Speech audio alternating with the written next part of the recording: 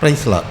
இது இந்த நாளிலும் நாம் தியானத்துக்கு எடுத்துக்கொள்கிற வேத பகுதி மத்தேயு 23:23. மத்தேயு 23ஆம் அதிகாரம் 23ஆம் வசனம். மாயக்காரராகிய வேத பாரகரே, பரிசேயரே, உங்களுக்கு ஐயோ! நீங்கள் ஒர்தலாமிலும் வெந்தயத்திலும் சீரகத்திலும் தசமபாகம் செலுத்தி நியாய பிரமாணத்தில் கற்பித்திருக்கிற விசேஷித்தவைகளாகிய நீதியையும் இரக்கத்தையும் விசுவாசத்தையும் விட்டுவிட்டீர்கள். இவைகளையும் செய்ய வேண்டும், அவைகளையும் விடாதிருக்க வேண்டும். ஜெபிப்போம். ஸ்தோத்திரம் ஆண்டவரே, இப்பொழுதும் இந்த வேத பகுதியை நாங்கள் தியானிக்கும்படியான கிருபை எங்களுக்கு தருவீராக. எங்கள் ஆண்டவரும் மீட்பர் இரட்சகருமாய் இயேசு கிறிஸ்துவின் வழியாக ஏறெடுக்கிறோம் நல்ல பிதாவே, ஆமேன். நம்ம இதில் பார்க்க இருக்கிற பகுதி மத்தேயு 23:23 அந்த கடைசி வரி என்ன? இவைகளையும் செய்ய வேண்டும், அவைகளையும் விட்டு விடாது இருக்க வேண்டும். இந்த தலைப்பில் தான் நம்ம பார்க்க இருக்கிறோம். அப்படின்னா என்ன? கிறிஸ்துவுக்குள்ளாக சில நேரம் ஒரு காரியத்தில் சரியாக இருப்போம், இன்னொரு காரியத்தில் சரியில்லாமல் இருப்போம். ஆமீன்.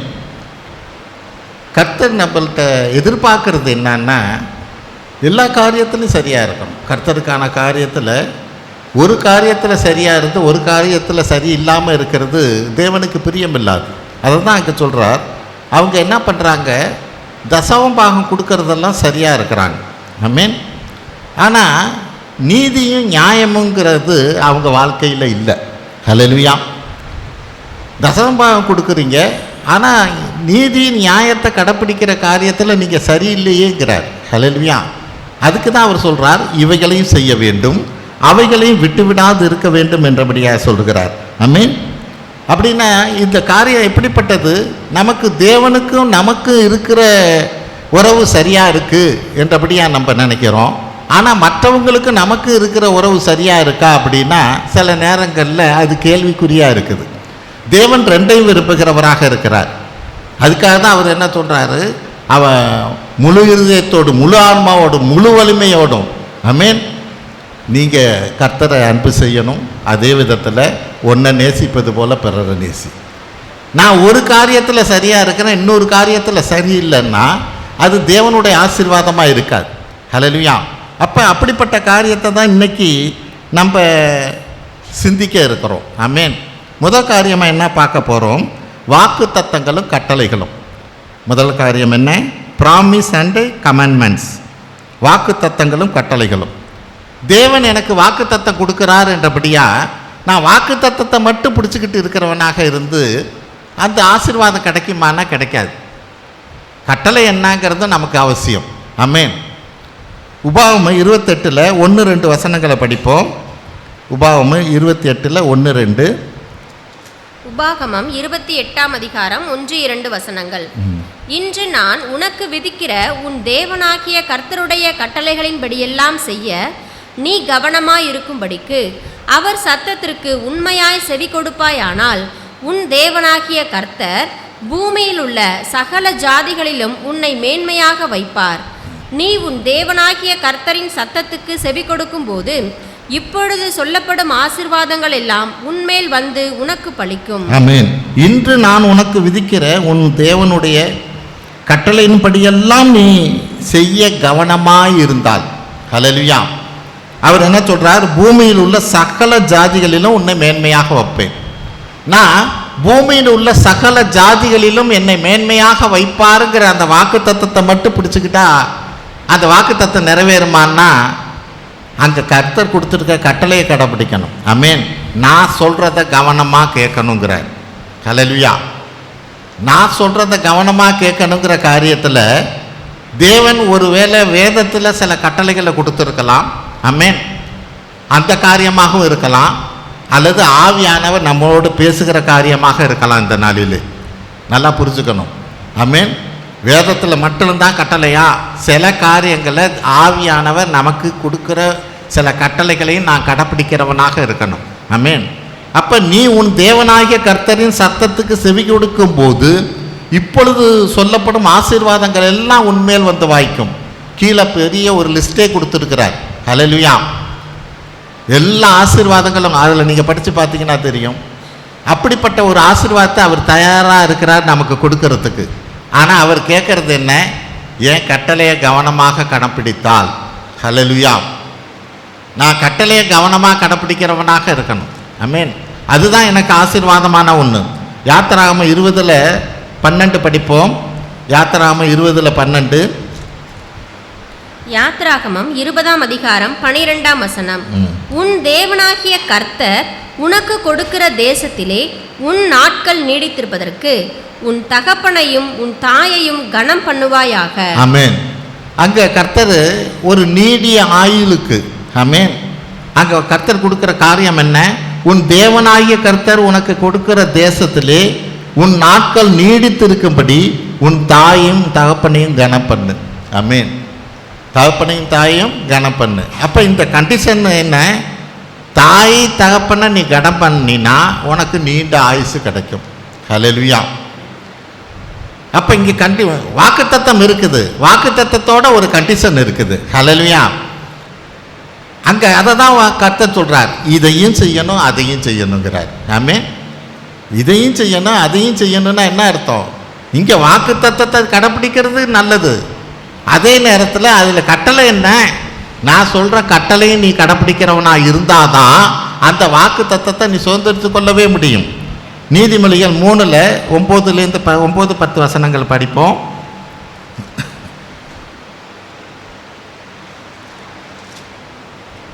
நீதிமொழிகள் 3ஆம் அதிகாரம் 9 முதல் 10 முடிய.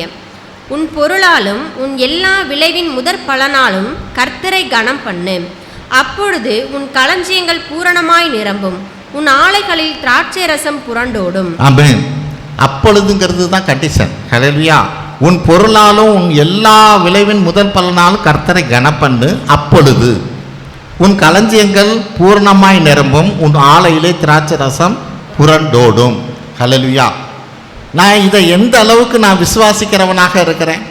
எனக்கு ஆசை என் களஞ்சியத்தில் என் ஆலையில் திராட்சை ரசம் புரண்டோடணுங்கிறது ஆசை. ஆமென். நான் நிறைவாக ஆசீர்வதிக்கப்படணும்னு ஆசை. ஹல்லேலூயா. அதே தான் மல்கியாவிலையும் சொல்லப்படுகிறது. மல்கியா 3:10 அதை படிப்போம்.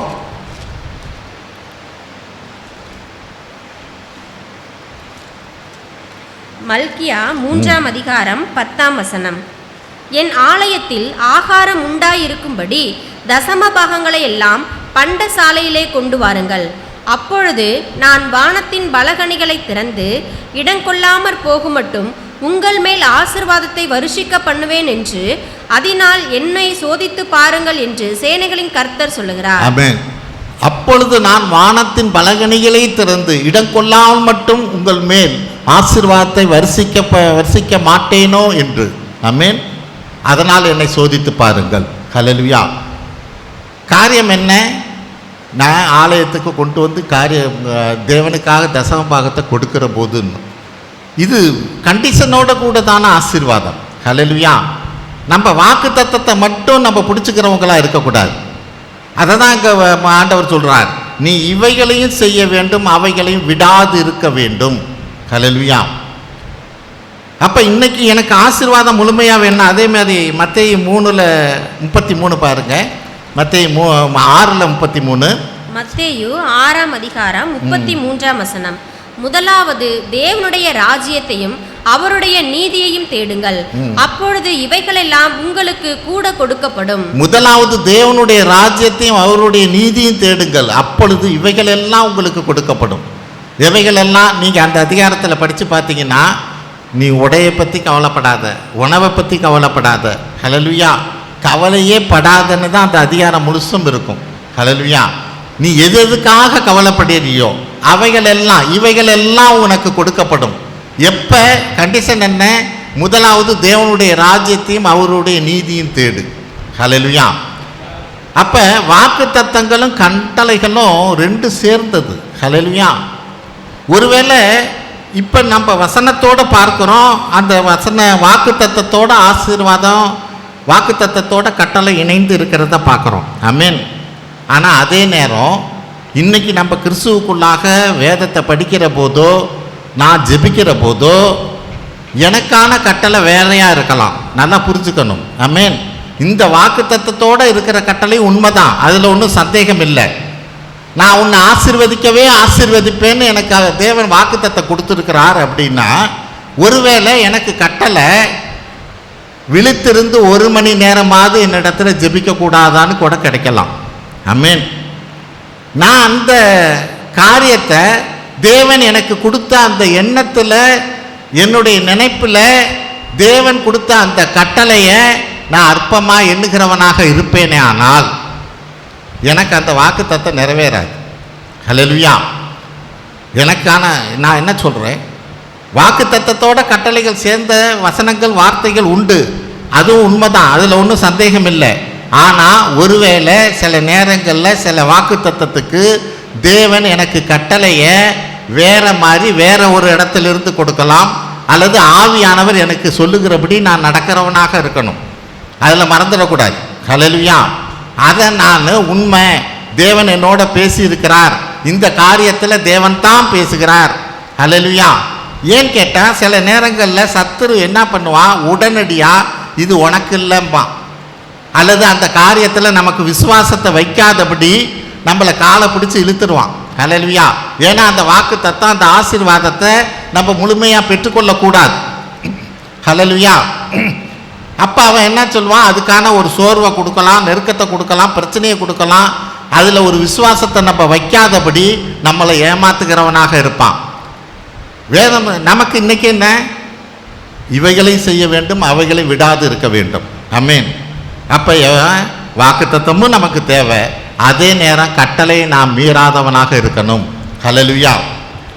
இது தேவன் பார்க்கிறவராக இருக்கிறார். ஒவ்வொரு காரியத்தையும் அவர் கவனித்து நம்மளை ஆசீர்வதிக்கிறவராக இருக்கிறார்.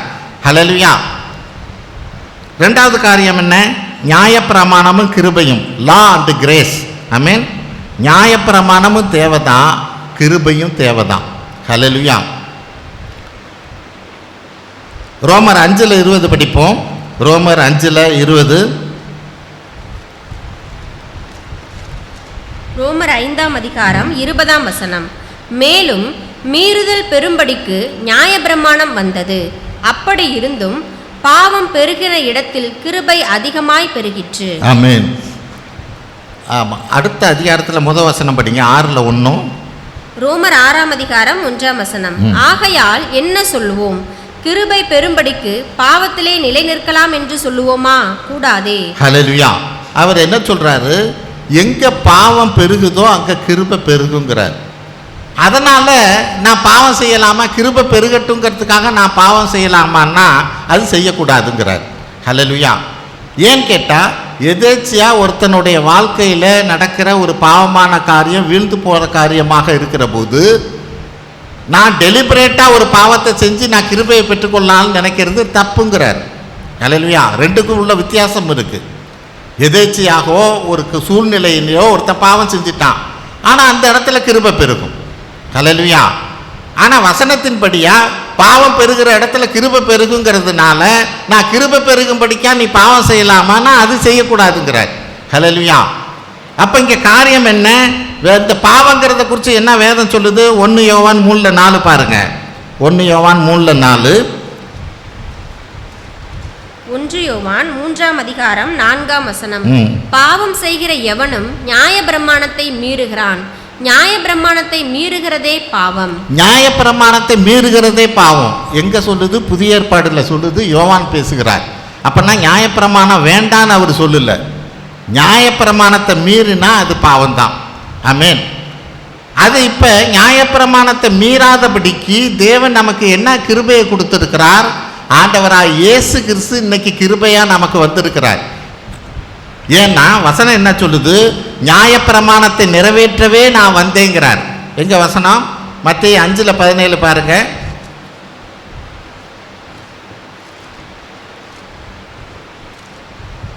மத்தேயு 5ஆம் அதிகாரம் 17ஆம் வசனம்.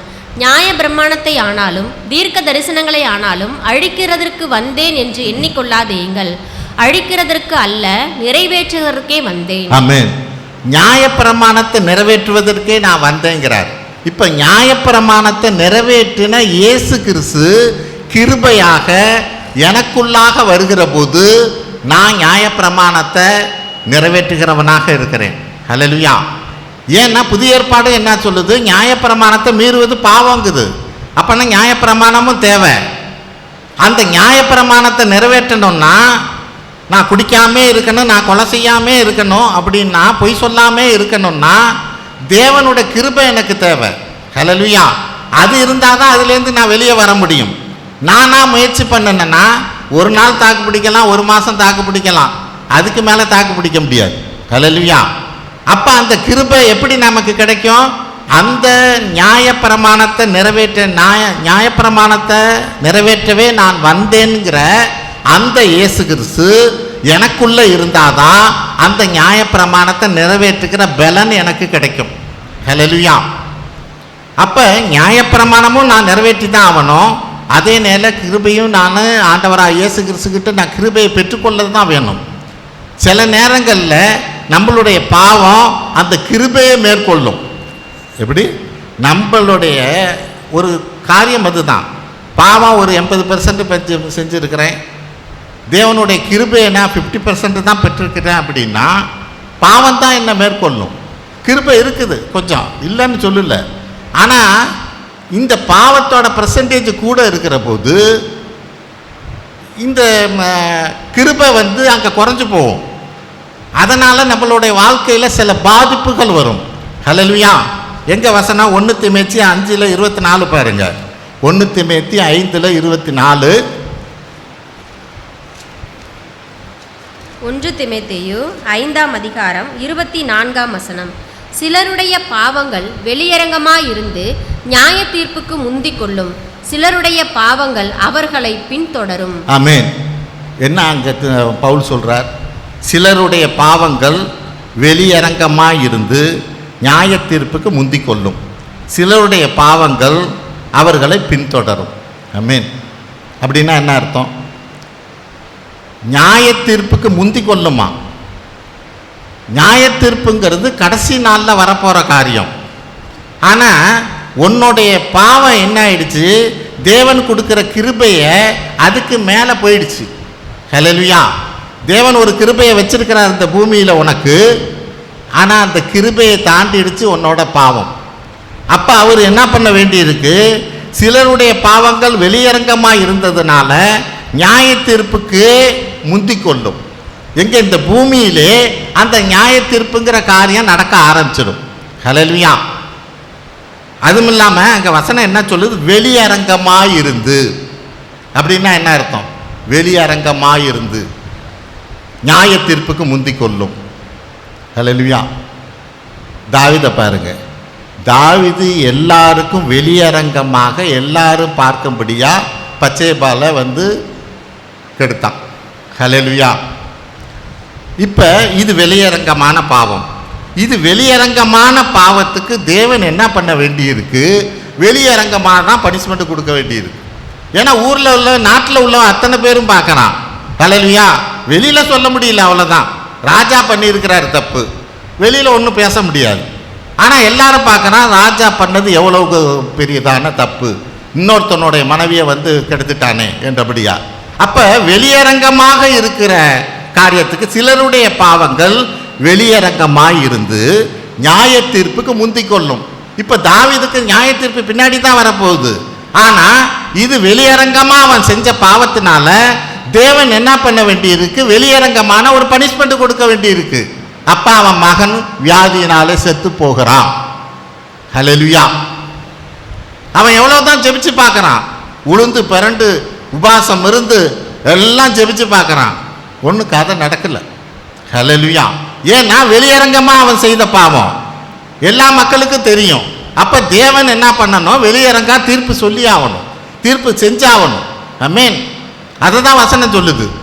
அப்போ இன்னைக்கான காரியங்கள் சில நேரங்களிலே வெளியரங்கமாக இருக்குமானால் அது வெளியரங்கமான பனிஷ்மெண்ட்டை கொடுக்கத்தான் செய்யும். நீ என்னதான் கதறினாலும் கத்துனாலும். ஹல்லேலூயா. தேவன் அது ஈக்குவலைஸ் பண்ணி ஆகணும். ஆமென். மற்றவங்களுக்கெல்லாம் சொல்லி ஆகணும். ஹல்லேலூயா. இந்த காரியம் தவறானது அப்படிங்கிறதையும் தேவன் நீதிபரர் என்பதையும் அவர் நிரூபித்து ஆக வேண்டி இருக்கிறது. ஹல்லேலூயா. அப்போ இப்போ இங்கே நியாயப்பிரமாணமும் கிருபையும் இதுவும் வேணும் அதுவும் வேணும். நியாயப்பிரமாணங்கிற காரியத்தில் அதில் சொல்லப்பட்ட காரியத்தை நான் கடைப்பிடிக்கிறவனாக இருக்கணும். அதுக்கு நிறைவேற்றுவதற்கு எனக்கு கிருபையும் தேவையாக இருக்கிறது. ஹல்லேலூயா. ஆகவே இந்த ரெண்டும் மிக மிக அவசியம். அடுத்தது 4வது காரியம் செழிமையும் எளிமையும். Prosperity and simplicity. Amen. Prosperity and simplicity. நீதிமொழிகள் 30:7-8 படிப்போம். நீதிமொழிகள் 30:7-8. நீதிமொழிகள் 30ஆம் அதிகாரம் 7-8 வசனங்கள். 2 மனு உம்மிடத்தில் கேட்கிறேன், நான் மரிக்கும் பரியந்தமும் அவைகளை எனக்கு மறுக்காமல் தாரும். மாயையும் பொய் வசனிப்பையும் எனக்கு தூரப்படுத்தும், தரித்திரத்தையும் ஐஸ்வர்யத்தையும் எனக்கு கொடாதிருப்பீராக. அடுத்த வசனமும் படிக்கல. நான் பரிபூரணம் அடைகிறதினால் மறுதலித்து கர்த்தர் யார் என்று சொல்லாதபடிக்கும், தரித்திரப்படுகிறதினால் திருடி என் தேவனுடைய நாமத்தை வீணிலே வழங்காதபடிக்கும் என் படியை எனக்கு அளந்து என்னை போஷித்தருளும். ஆமென். சாலமோன் பெரிய ஒரு ராஜா. அவன் தேவன்கிட்ட என்ன ஜெபிக்கிறான் பாருங்க. ஆண்டவரே, கர்த்தரே, எனக்கு இந்த உலகத்தில் இருக்கிற போது உங்கள்கிட்ட ஒரு மனு கொடுக்குறேன். அது என்னன்னா, நான் மரிக்கு பரியந்தம் அவைகளை நீங்கள் எனக்கு மறுக்கக்கூடாது. என்ன? மாயையும் பொய் வசனிப்பையும் எனக்கு தூரப்படுத்தும், தரித்திரத்தையும் ஐஸ்வர்யத்தையும் எனக்கு கொடாதிருப்பீர்களாக. ஹல்லேலூயா. தரித்திரமும் எனக்கு வரக்கூடாது. ஆமென். ஐஸ்வர்யமும் எனக்கு வந்துடக்கூடாது. எனக்கு என்ன தேவையோ எனக்கு அதை கொடுங்க. ஹல்லேலூயா. அப்படி ஒரு ஆசீர்வாதத்தை சாலமோன் கேட்குறவனாக இருக்கிறான். ஆமென். அங்கே மாயையும் பொய் வசனிப்பையும் எனக்கு தூரப்படுத்துங்கிறான். கேட்கறது ஜெபிக்கிறது எல்லாமே நல்லா தான் இருக்குது. ஹல்லேலூயா. ஆனால் குறைஞ்சது அவனுக்கு 1000 ஒய்ஃபு. ஹல்லேலூயா. எல்லா அந்நிய ஸ்திரீகளையும் நிறையா கல்யாணம் பண்ண ஆரம்பித்தான். ஆமென். கேட்கறது நல்லா தான் இருக்குது, செயல் அப்படி இல்லையே. ஹல்லேலூயா. நல்ல ஞானத்தை கொடுத்தார். ஆமென். அது எல்லாம் உலக பிரகாரமான ஞானமாகவே இருக்குது, ஆவிக்குரிய ஞானமாக இல்லை. கர்த்தர்கிட்ட எல்லா ஐஸ்வர்யத்தையும் அவர் கொடுக்குறார். அவன் கேட்க, அதாவது இங்கே அவன் என்ன சொல்கிறான், எனக்கு ஐஸ்வர்யத்தை கொடுத்து நான் வீழ்ந்து போகும்படியாக செஞ்சிடாதீங்கிறான். தரித்திரத்தினையும் ஐஸ்வர்யத்தையும் எனக்கு கொடாது இருப்பீராக. நான் தரித்திரனாலும் இருக்கக்கூடாது, ஐஸ்வர்யனாலும் இருக்கக்கூடாதுங்கிறான். ஆமென். தேவன் எல்லா விதத்திலும் நான் ஆசீர்வதிக்கிறார். நான் பரிபூர்ணம் அடைகிறதினால் மறுதலித்து, நீங்கள் என்னை நிறையா ஆசீர்வதிக்கிறதுனால கடவுள் எங்கன்னு நான் கேள்வி கேட்காதவனாக இருக்கும்படியாய், கர்த்தர் யார் என்று என் சொல்லாதபடிக்கு, தரித்திரப்படுகிறதுனால் திருடி, நீ ஐஸ்வர்யத்தை அதிகமாக கொடுக்கறதுனால கர்த்தர் யாருன்னு நான் மேட்டிமையில் நான் கேள்வி கேட்காதபடிக்கும், எனக்கு தரித்திரத்தை கொடுத்து நான் பாவம் செய்யும்படியாக நான் திருடுகிறவனாக இல்லாதபடிக்கும், என் தேவனுடைய நாமத்தை வீணிலே வழங்காதபடிக்கும் எனக்கு அளந்து என்னை போஷித்தரலும். ஹல்லேலூயா. அப்போ காரியம் என்ன? அங்கே சாலமோன் கேட்குற காரியம் என்ன? தேவன் நமக்கு சொல்லுகிற காரியம் என்ன? Prosperity and simplicity. ஆமென். செழுமை ஆசீர்வாதம் இருக்கணும், அதே நேரம் நம்ம சிம்பிளாக இருக்க தெரியணும். ஹல்லேலூயா. எளிமையாக இருக்க நமக்கு தெரியணும். ஆமென். நான் முன்னாடி ஒரு ஹோட்டலுக்கு போகிற போது அந்த ஹோட்டல் முதலாளி அங்கே இருக்கிறார்.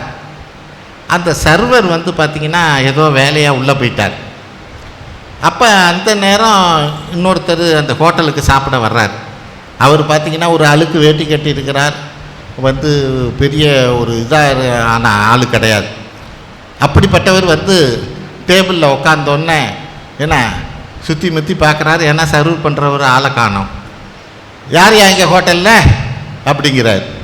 உடனே இந்த முதலாளி, ஐயா இந்த வந்துட்டேங்கய்யா, என்ன சொல்கிறீங்க, என்ன வேணுங்க அப்படின்னு. யார் இவர்? முதலாளி. இவர் போய் அவர் ஒன்றுத்துக்கு பெறாதவர், யார் யா ஹோட்டல்லன்னொன்னே இவர், ஐயா இந்த வந்துட்டேங்கய்யா, என்ன ஐயா வேணும் அப்படின்னு சொல்லி இலையை எடுத்து போடுறாரு, அவருக்கு செய்கிறார். ஹல்லேலூயா. அது ஒரு பிஸ்னஸாக இருக்கலாம், அது அடுத்த பிரச்சனை. ஆனாலும் அவர் அந்த சிம்பிளிசிட்டியை பார்க்கணும், ஒரு எளிமையை பார்க்கணும். ஆமென். அவர் நினச்சிருந்தா நின்ன இடத்துல, யாரா வாங்கடா இங்கே பாருங்க டேபிளை அப்படின்னு சொல்ல முடியும். ஆமென். ஆனால் அவர் அப்படி சொல்லலை. உடனே அவர் ஐயா அவர் அப்படி சொல்கிறார், அவ்வளோ மதிப்பு கொடுத்து பேசுகிறார். ஹல்லேலூயா. அதை தான் தேவன் நம்மள்கிட்ட விரும்புகிறார். ஆமென். ஒரு ஆசீர்வாதம் இருக்கிற போது, ஒரு செழுமை இருக்கிற போது எளிமையும் அவசியம் என்றபடியாக சொல்லுகிறார். 1 தீமோத்தேயு 6:10 படிப்போம். 1 தீமோத்தேயு 6 தானே அந்த வசனம். அந்த போதும் என்கிற மனதோடு கூடிய தேவ பக்தி. பாருங்க, 1 தீமோத்தேயு 6:10-11 வசனங்கள். பண ஆசை எல்லா 6 படிங்களேன். 6 போதும் என்கிற மனதுடனே கூடிய தேவ பக்தியே மிகுந்த ஆதாயம். உலகத்திலே நாம் ஒன்றும் கொண்டு வந்ததும் இல்லை, இதிலிருந்து நாம் ஒன்றும் கொண்டு போவதும் இல்லை என்பது. எவ்வளவு தூரம் இதை உணர்ந்து இருக்கிறோம்? உலகத்தில் இருக்கிற நாம் ஒன்றும் கொண்டு வந்ததும் இல்லை, இதிலிருந்து நாம் ஒன்றும் கொண்டு போவதில்லை. ஹல்லேலூயா. ஒரு பெண்டிகஸ்ட் பிரதர் அதுதான் பேசுகிறார். அவர் சொல்கிற போது என்ன சொல்கிறாரு, எல்லாம் காதில் கழுத்தில் எல்லாம் அவங்க ஏன்னா போட்டுக்க மாட்டாங்க. காதில் கழுத்தில் எதுலேயுமே அவங்க பெண்டிகஸ்ட்டு சர்ச்சில் அவங்க போட மாட்டாங்க. அவர் சொல்கிறாரு, நீங்கள் காதில் கழுத்தில் எல்லாம் நிறையா போட்டுக்கங்க, ஆனால் தேவனோட சித்தம் உங்களை குழிக்குள்ளே வைக்கிறப்ப எல்லாத்தையும் கழட்டிக்குவான் அப்படிங்கிறார். ஆமீன். குழிக்குள்ளே வைக்கிறப்ப எல்லாத்தையும் கழட்டிக்கிட்டு தானே உன்னை உள்ளே வைக்கிறான். ஆமீன். அதான், உலகத்திலிருந்து நாம் ஒன்றும் கொண்டு வந்ததில்லை, இதிலிருந்து நாம் ஒன்றும் கொண்டு போவதும் இல்லை. ஆமீன். தொடர்ந்து படிங்க. உண்ணவும் உடுக்கவும் நமக்கு உண்டாயிருந்தால் அது போதும் என்றிருக்க கடவோம். ஐஸ்வர்யவான்களாக விரும்புகிறவர்கள் சோதனையிலும் கண்ணியிலும் மனுஷரை கேட்டிலும் அழிவிலும் அமிழ்ந்திருக்கிற மதிக்கேடும் சேதமுமான பலவித இச்சைகளிலும் விழுகிறார்கள். பண ஆசை எல்லா தீமைக்கும் வேறாயிருக்கிறது. சிலர் அதை இச்சித்து விசுவாசத்தை விட்டு வழுவி அநேக வேதனைகளாலே தங்களை உருவ குத்தி கொண்டிருக்கிறார்கள். ஏன் இந்த இடத்துல அந்த சிம்பிளிசிட்டி இல்லாததுனால, ஒரு எளிமை இல்லாததுனால, ஹல்லேலூயா, அந்த எண்ணங்கள் வேகங்கள் சம்பாதிக்கணும் ஓடணுங்கிறதுலே இருக்கும். ஹல்லேலூயா. அப்போ தேவனுடைய ஆசீர்வாதத்தை நம்ம முழுமையாக பெற்றுக்கொள்ள முடியாது. தேவன் நம்மளை ஆசீர்வதிக்க வல்லவர். 5 அப்பத்தை 5000 பேருக்கு கொடுத்த தேவன் இன்னைக்கு உன்கிட்ட இருக்கிறத அவர் ஆசீர்வாதத்தின் கரம் அது மேல் நீட்டப்படுமானால் அது நிச்சயமாக பெருக வல்லது. ஹல்லேலூயா. அதுக்கு கண்டிஷன் என்ன? முந்த பரலோக ராஜ்யத்தையும் அதுக்கான நீதியும் தேடு, மற்றதெல்லாம் கூட்டி கொடுப்பேன், சேர்த்து கொடுப்பேன். ஆமேன். அது உங்களுக்கு என்ன கண்டிஷன் கொடுக்குறாரோ அந்த கண்டிஷன். ஆமேன். அபிரகாமோடைய சிம்பிளிசிட்டியை பார்ப்போம். அபிரகாம் என்ன பண்ணுறா பார்த்தீங்கன்னா, அதிகாரம் 14 பார்த்தீங்கன்னா, அபிரகாம் அந்த லோத்தை பிடிச்சிட்டு போயிடுறாங்க. லோத்து குடும்பத்தையும் சண்டை, 2 நாட்டுக்கு, லோத்து இருக்கிற நாட்டுக்கு இன்னொரு நாட்டுக்கு சண்டை நடக்குது. லோத்தையும் அவன் குடும்பத்தை எல்லாம் பிடிச்சிட்டு போயிடுறாங்க. ராஜாவே தோற்று போகிறார். ஆனால் அபிரகாம் என்ன பண்ணுறான் பார்த்தீங்கன்னா, அவன்கிட்ட இருக்கிற ஆட்களை வச்சு அந்த ராஜா கிட்டேருந்து லோத்தோவையும் இழந்து போனதெல்லாம் மீட்டுக்கிட்டு வர்றான். இது 14வது அதிகாரம். 15வது அதிகாரம் எப்படி தொடங்கும் தெரியுங்களா? இந்த காரியம் நடந்த பின்பு. ஹல்லேலூயா. எப்படி? இந்த காரியம் நடந்த பின்பு அப்படின்னு தான் ஆரம்பிக்கும். அப்போ 18வது அதிகாரத்தில் என்ன சொல்லுது? ஒரு 3 புருஷர்கள் அபிரகாமை நோக்கி வர்றாங்க. இவன் ஒரு பெரிய செல்வந்தன். நம்ம அதை தான் முன்னாடியே பார்த்தோம். 14வது அதிகாரத்தில் இவன்கிட்ட சண்டை போடுறவங்களே, வேலை செய்கிறவங்களே நிறையா பேர் இருக்கிறாங்க. இவங்களை வச்சு ராஜாவையே அடித்து இழந்ததெல்லாம் மீட்டுக்கிட்டு வந்திருக்கான். அப்படின்னாக்கா அபிரகாம்கிட்ட எவ்வளோ வேலைக்காரங்க, எவ்வளோ திறமசாலிங்க இருந்திருப்பாங்கன்னு யோசிச்சு பாருங்க. அப்படிப்பட்டவன் இந்த 18வது அதிகாரத்தில் யாரோ ஒருத்தர் 3 பேர் எடுத்த மாதிரி வர்றாங்க. அந்த எடுத்த மாதிரி வர அந்த 3 பேருக்கு அவர் என்ன பேசுகிறாரு பாருங்க. 4-5 வசனங்களை படிப்பான். அதிகாரம் 18. ஆதியாகமம் 18ஆம் அதிகாரம் 4-5 வசனங்கள். கொஞ்சம் தண்ணீர் கொண்டு வரட்டும், உங்கள் கால்களை கழுவி மரத்தடியில் சாய்ந்து கொண்டிருங்கள். நீங்கள் உங்கள் இருதயங்களை திடப்படுத்த கொஞ்சம் அப்பம் கொண்டு வருகிறேன். அப்புறம் நீங்கள் உங்கள் வழியே போகலாம். இதற்காகவே அடியேன் இடம் வரைக்கும் வந்தீர்கள் என்றான். ஒரு எதேச்சியமாக நடந்த ஒரு காரியத்தை அபிரகாம் என்ன சொல்றாரு?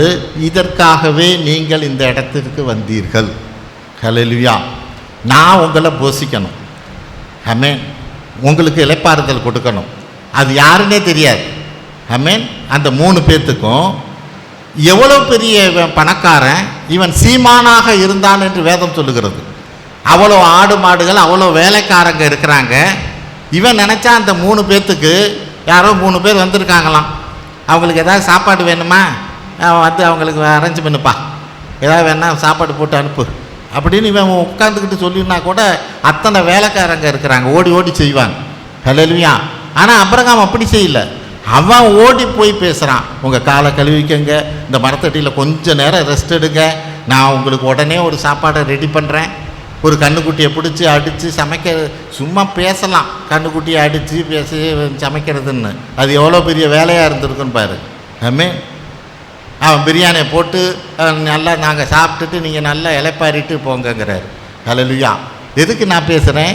அவர் சீமானாக இருந்தோம், ப்ராஸ்பரிட்டி, ஆமென், செழுமையாக இருந்தோம். அவனுடைய எளிமையை நம்ம அங்கே பார்க்குறோம். ஆமென். அதுதான் இங்கே தேவன் நம்மள்கிட்ட விரும்புகிறது. ஹல்லேலூயா. தேவன் நம்மளை ஆசீர்வதித்திருப்பதே மற்றவர்களை ஆசீர்வதிக்கும்படிக்காய். Hallelujah. You will be a blessing. நான் மற்றவங்களுக்கு ஆசீர்வாதமாக இருக்கும்படிக்கா தேவன் என்னை ஆசீர்வதித்திருக்கிறார். ஹல்லேலூயா. அது கொஞ்சமா நெஞ்சமா, அது பெருசா, அது கிடையாது. ஆமென். நமக்கு என்ன இருக்குதோ, ஹல்லேலூயா, அதில் மற்றவங்களுக்கான ஆசீர்வாதம் எப்படி செய்ய முடியும்? ஆமென். அவங்களுக்கு எப்படி உதவ முடியும்? ஹல்லேலூயா. அந்த காரியத்தை நான் செய்கிறவனாக இருக்கணும். நம்ம எதை குறித்து பார்க்குறோம்? இவைகளையும் செய்ய வேண்டும், அவைகளையும் விட்டு விடாது இருக்க வேண்டும். ஹல்லேலூயா. எனக்கு ஆசீர்வாதமும் வேணும், செழுமையாக இருக்கணும். ஆமென். அதே நேரத்தில் மற்றவங்களுக்கு செய்கிற காரியத்தில், சிம்பிளிசிட்டிங்கிற காரியத்தில் நான் கவனமாக இருக்கணும்.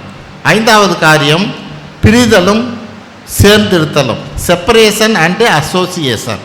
ஹல்லேலூயா. Separation and association. 2 கொரிந்தியர் 6 14 17 வரையிலும் படிங்க.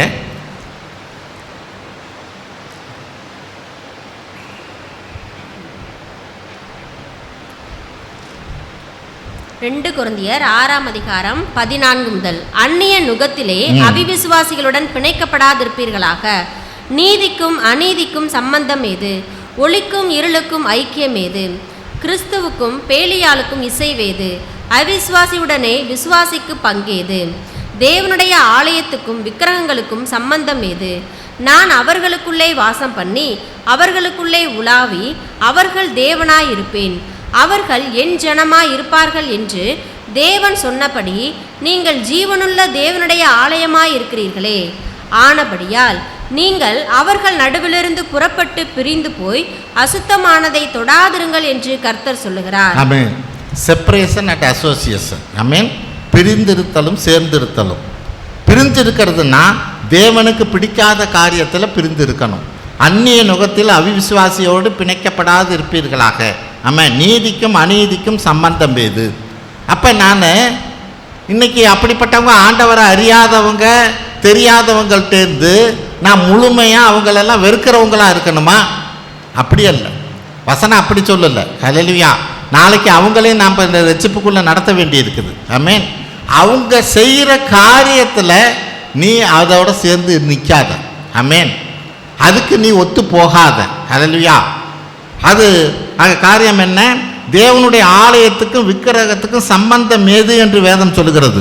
ஆமென். அவங்க நடுவிலிருந்து நீங்கள் புறப்பட்டு பிரிந்து போய் அசுத்தமானதை தொடாதிருங்கள். ஹல்லேலூயா.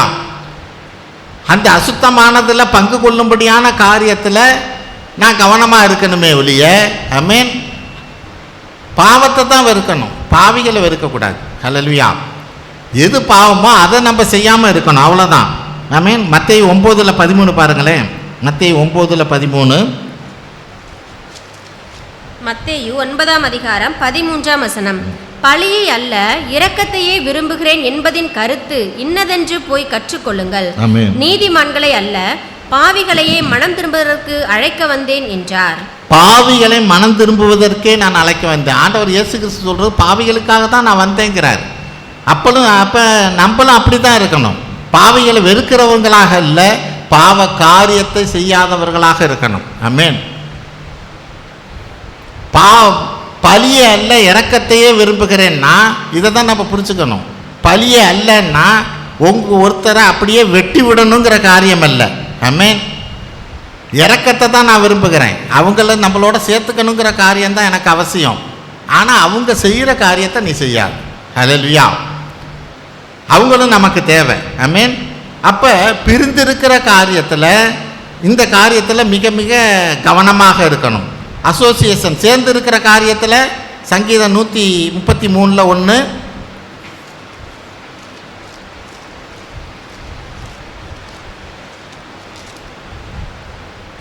சங்கீதம் 133 1. இதோ சகோதரர் ஒருமித்து வாசம் பண்ணுகிறது எத்தனை நன்மையும் எத்தனை இன்பமும் ஆனது. ஆமென். இதோ சகோதரர் ஒருமித்து வாசம் பண்ணுகிறது எத்தனை நன்மையும் எத்தனை இன்பமானது. இது சேர்ந்திருக்கிற காரியம். அதுவும் வேணும், இதுவும் வேணும். சில காரியங்களை நம்ம விட்டுவிட வேண்டி இருக்குது. ஆமென். பிரிந்திருக்க வேண்டி இருக்குது.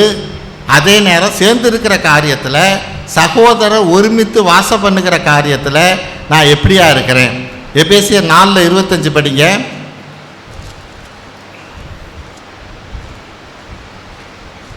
எபேசியர் 4:25. எபேசியர் 4:25 அன்றியும் நாம் ஒருவருக்கொருவர் அவயங்களாய் இருக்கிறபடியால் பொய்களை களைந்து அவனமுடன் பிறனுடனே மெய்யை பேச கடவன். ஆமென். அன்றியும் நாம் ஒருவருக்கொருவர் அவயங்களாக இருக்கிறோம். நம்ம சபையாக இருந்தாலும் ஒவ்வொரு விசுவாசியும் ஒவ்வொரு அவயங்களாக இருக்கிறோம். இது கைக்கு ஒரு பிரச்சனைன்னா காலுக்கு ஒரு பிரச்சனைனா கை உதவி செய்யணும். கண்ணுக்கு ஒரு பிரச்சனைனா கை உதவி செய்யணும். ஆமென். அப்போ நம்ம எல்லாம் ஒவ்வொரு அவயங்களாக இருக்கிறோம் என்று வேதம் சொல்லுகிறது. எதை குறித்து பார்க்குறோம்? அசோசியேஷன், சேர்ந்து இருக்கிற காரியத்தில் நான் எப்படி மற்றவங்களோடையதான உறவு எனக்கு எப்படியா இருக்கிறது? ஹல்லேலூயா. இது இல்லைன்னா, இது குறைபடும்னா நிச்சயமாக தேவன்கிட்டேருந்து ஆசீர்வாதத்தை பெற்றுக்கொள்ளவே முடியாது. ஹல்லேலூயா. தேவன்கிட்டேருந்து ஏன்னா அவரோட மெயினான கட்டளை, முதன்மையான கட்டளை, உன்னை அன்பு செய்வது போல பிறரை அன்பு செய்தான். ஆமென். எந்த அளவுக்கு நான் அன்பு செய்யணும்? என்னை அடித்து நொறுக்கி சிலுவையில் அறைந்தவர்களை இவர்கள் அறியாமல் செய்கிறார்கள் என்றபடியான அந்த லெவலுக்கு நான் போகணும். ஹல்லேலூயா. அவர் மாதிரி காமித்து போயிருக்கா. வசனம் அதுதான் சொல்லுது. கிறிஸ்துவின் அடிச்சுவடை நான் பின்பற்றுகிறவனாக இருக்கணும். ஆமென். கிறிஸ்துவின் அடிச்சுவடை நான் பின்பற்றுகிறவனாக இருக்கணும். இதுதான் அசோசியேஷன். இதுதான் சேர்ந்து இருக்கிற காரியம். ஆமென். இதில் இதுவும் வேணும், அதுவும் வேணுங்கிறார். எது வேணும்? எந்தெந்த காரியத்தில் நீ பிரிஞ்சு இருக்கணுமோ, தனிச்சு இருக்கணுமோ, அதுலேருந்து தவிர்க்கணுமோ அதுவும் தேவை. எந்தெந்த காரியத்தில் நீ சேர்ந்து இருக்கணுமோ அதுவும் தேவை. இதில் கவனம் தேவைங்கிறார். 6வது காரியம், வார்த்தையும் ஆவியும், வேர்ட் அண்ட் ஸ்பிரிட். தேவனுடைய வார்த்தையில் நாம் ஆழமாக ஒரு வேறு ஊன்றியவனாக கூட நம்ம இருக்கலாம். ஆமென். அவர் வசனத்தில் போதிக்கப்பட்டு இருக்க வேணும். ஆமென். அவரோட வசனத்தை நிறையா அறிஞ்சிருக்கணும், ஆழமான காரியத்தை தெரிஞ்சிருக்கணும். அதே நேரத்தில் தேவனுடைய ஆவியினால் நிரப்பப்பட்டு இருக்கணும். ஹல்லேலூயா. இதுவும் தேவை, அதுவும் தேவை. ஏன்? வசனம் தெரியும், வார்த்தை தெரியும். ஆமென். நான் ஆவியில் நிறைஞ்சவனாக இல்லைன்னா அதை என்னால் புரிஞ்சு கொள்ள முடியாது, அறிஞ்சு கொள்ள முடியாது, நான் ஏமாற்றப்படுவேன். ஆமென். அப்படிப்பட்ட காரியம் நம்ம வாழ்க்கையில் நடக்கக்கூடாது. ஏன்னா ஆண்டவர்கிட்ட என்ன, சாத்தான் என்ன சொல்லுது? நீ இந்த இதுலேருந்து குதி, கால் கல்லில் மோதாதபடிக்கு தூதர்களுக்கு அவர் கட்டளையிட்டு இருக்கிறார். வசனம் அதுக்கு தெரியுது. ஆமென். அங்கே ஆண்டவராக இயேசு கிறிஸ்து ஆவியில் நிரப்புகிற போது நீ சோதிக்காதிருப்பாயாங்கிற ஒரு காரியத்தை ஆவியானவர் சொல்கிறார். ஹல்லேலூயா. அப்போ நான் வசனம் மட்டும் பிடிச்சிக்கிட்டு இருப்பேன், ஆனால் நான் ஏமாந்து போவேன். சில வசனங்கள் நீங்கள் நினச்ச மாதிரி பைபிளை திறந்தீங்கன்னா அப்படியே அந்த வசனம் வரும். நல்லது. ஹல்லேலூயா. ஆனால் அதை அப்படியே கடைப்பிடிச்சிங்கனாக்கா தான் பிரச்சனை. ஆமென். ரீசெக் பண்ணணும். ஆவியானவரே, நீங்கள் இப்போ இந்த வசனத்தை காண்பிக்கிறது நீங்கள் தானா, அல்லது இந்த வசனத்தோட அர்த்தம் என்ன? ஹல்லேலூயா. ஆவியானவர் இருந்தால் தான் நம்ம புரிஞ்சுக்க முடியும். நான் முன்பே பல தடவை சொல்லியிருக்கேன். எந்த வசனம்? 1 நாளாகமம் 14:15 பார்த்தீங்கன்னா,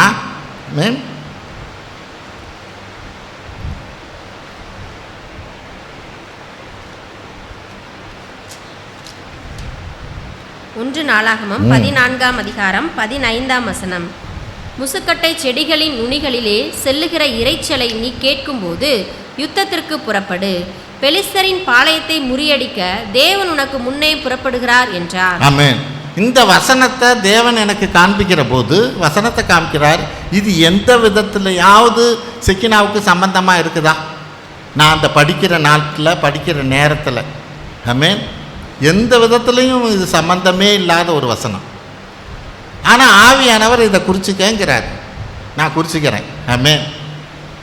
ஒரு நாள் வருது, அன்னைக்கு அந்த பிளைண்ட் ஸ்கூலில் இந்த செக்கினா முடிகிற போது, முடிஞ்ச நைட்டு வந்து ஜெபிக்கிற போது ஆண்டவர் சொல்கிறார், இன்னைக்கு உன் வாழ்க்கையில் முசுக்கொட்டை செடி அசைஞ்சிடுச்சு, நீ புறப்படலாங்கிறார். அன்னைக்கு ஆரம்பித்த செக்கினா தான் இன்றைக்கி 124 பேட்ச் நம்ம முடிச்சிருக்கிறோம். ஹல்லேலூயா. அப்போ வசனங்கள் வார்த்தைகள் நமக்கு தெரிஞ்சிருந்தாலும் ஆவியில் நம்ம அதுலேயும் நம்ம நிறைவாக இருக்கிற போது மட்டும்தான் வசனம் என்னான்னே புரியும். வசனம் மட்டும் புரிஞ்சிருந்தா, நான் அதிகப்படியாக தெரிஞ்சிருந்தா பிரயோஜனம் இல்லை. அப்போ வார்த்தையும் வேணும், ஆவியானவர் வேணும். 1 கொரிந்தியர் 9:9 படிங்களேன். 1 கொரிந்தியர் 9:9.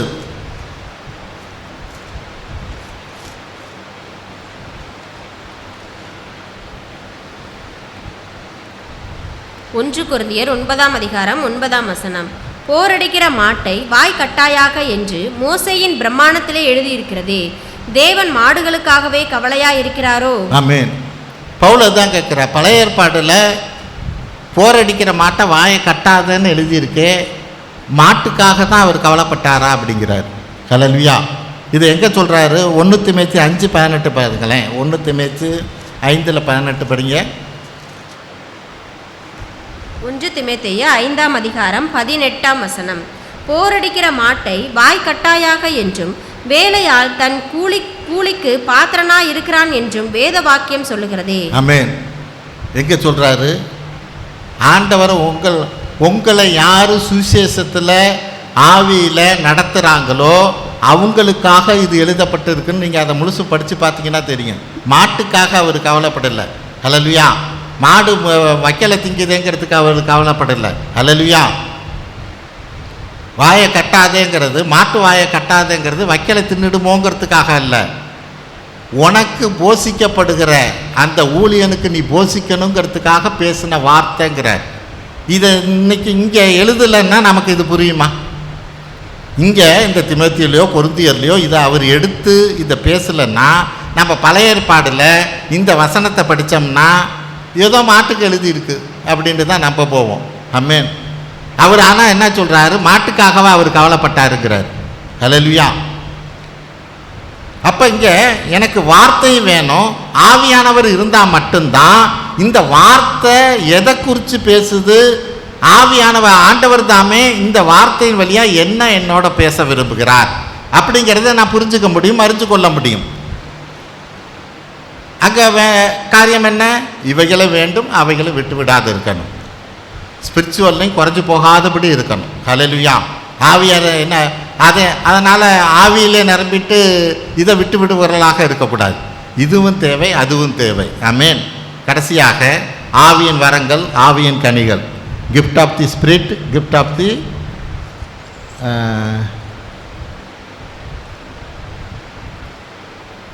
வரங்கள். ஆமென். அப்போ 1 கொரிந்தியர் 12:7-10 பார்ப்போம். 1 கொரிந்தியர் 12ஆம் அதிகாரம் 7 முதல் 10 முடிய வசனங்கள். கிஃப்ட் ஆஃப் தி ஃப்ரூட்டு அந்த இது. சரி. ஆவியினுடைய அனுக்கிரகம் அவனுடைய பிரயோஜனத்திற்கென்று அளிக்கப்பட்டிருக்கிறது. எப்படியெனில், ஒருவனுக்கு ஆவியினாலே ஞானத்தை போதிக்கும் வசனமும், வேறொருவனுக்கு அந்த ஆவியினாலே அறிவை உணர்த்தும் வசனமும், வேறொருவனுக்கு அந்த ஆவியினாலே விசுவாசமும், வேறொருவனுக்கு அந்த ஆவியினாலே குணமாக்கும் வரங்களும், வேறொருவனுக்கு அற்புதங்களை செய்யும் சக்தியும், வேறொருவனுக்கு தீர்க்க தரிசனம் உரைத்தலும், வேறொருவனுக்கு ஆவிகளை பகுத்தறிதலும், வேறொருவனுக்கு பற்பல பாஷைகளை பேசுதலும், வேறொருவனுக்கு பாஷைகளை வியாக்கியானம் பண்ணுதலும் அளிக்கப்படுகிறது. ஆமென். இப்போ இது gift of the spirit, fruit of the spirit. Amen. இது ரெண்டும் வேணும். ஆவியின் வரங்களும் வேணும், ஆவியின் கனிகளும் வேணும். ஹல்லேலூயா. நீ ஆவியின் வரங்களை வைத்திருக்கிறவனாக பேய் பிசாசுகள் எல்லாம் ஓட்டுறவனாக இருக்கலாம். ஆனால் கனி இல்லை, நீ எரிஞ்சு உழுவுற, உன்கிட்ட கோபம் இருக்குது அப்படின்னா அது பிரயோஜனப்படாது. ஆமென். ஆவியின் வரங்கள் எப்படி இருக்குதோ அதே மாதிரி ஆவியின் கனிகள் செயல்பட்டாகணும். கலாத்தியர் 5:22-23 படிங்க. கலாத்தியர் 5ஆம் அதிகாரம் 22-23 வசனங்கள். ஆமென். ஆவியின் கனியோ அன்பு, சந்தோஷம், சமாதானம், நீடிய பொறுமை, தயவு, நற்குணம், விசுவாசம், சாந்தம், இச்சையடக்கம். இப்படிப்பட்டவைகளுக்கு விரோதமான பிரமாணம் ஒன்றுமில்லை. இப்படிப்பட்டதான காரியங்களுக்கு விரோதமான பிரமாணமே இல்லை, சட்டமே இல்லை. ஆமென். அதில் என்ன சொல்கிறாரு? அன்பு. இதை 1 கொரிந்தியர் 13:1-2 வசனங்களை படிப்போம். 1 கொரிந்தியர் 13:1-2.